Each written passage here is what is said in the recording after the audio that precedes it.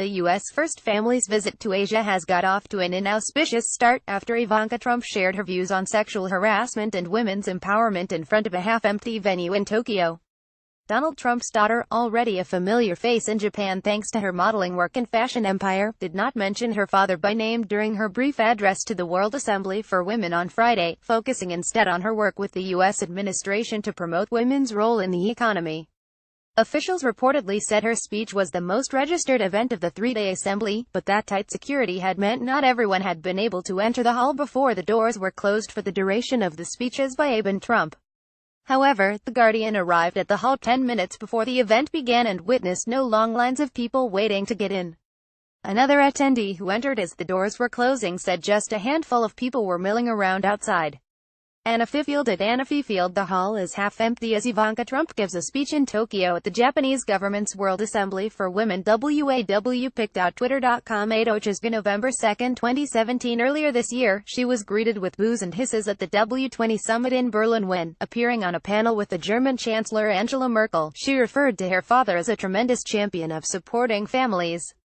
On Friday in Tokyo, speaking in a reference to an avalanche of allegations of sexual harassment in the entertainment and political worlds, she said, "All too often our workplace culture fails to treat women with appropriate respect.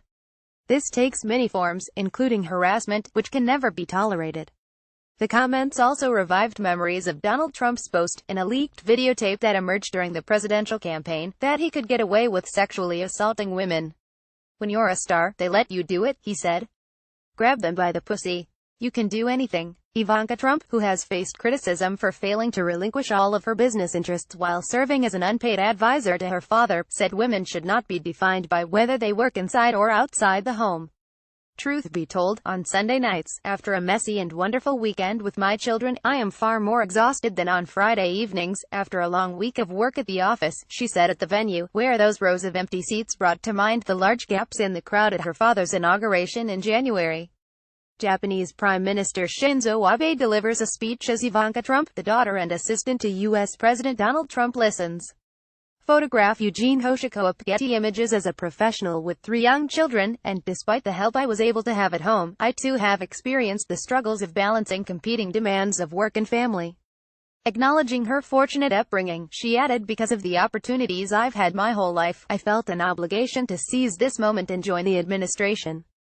Earlier, Japan's Prime Minister, Shinzo Abe, lauded his own record on getting more women into the workplace and improving childcare provision, as part of the growth-oriented Womenomics initiative he unveiled early in his premiership.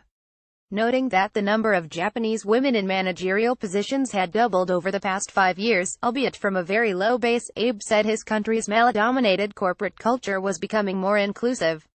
"We've put our full strength into creating an environment where it's easy for women to work," he said. "I really feel that Japan has come a long way." Abe, though, was speaking a day after the Economic Forum's global gender equality rankings showed Japan had slipped 4 places to 114th out of 144 countries, mainly due to the poor representation of women in parliament. Japan fell 3 places overall from last year and remains at the bottom of the G7 nations. In the political category, it plunged 20 places from last year to 123rd. Last month's election increased female representation in the lower house by only 2 seats compared with the last election in 2014.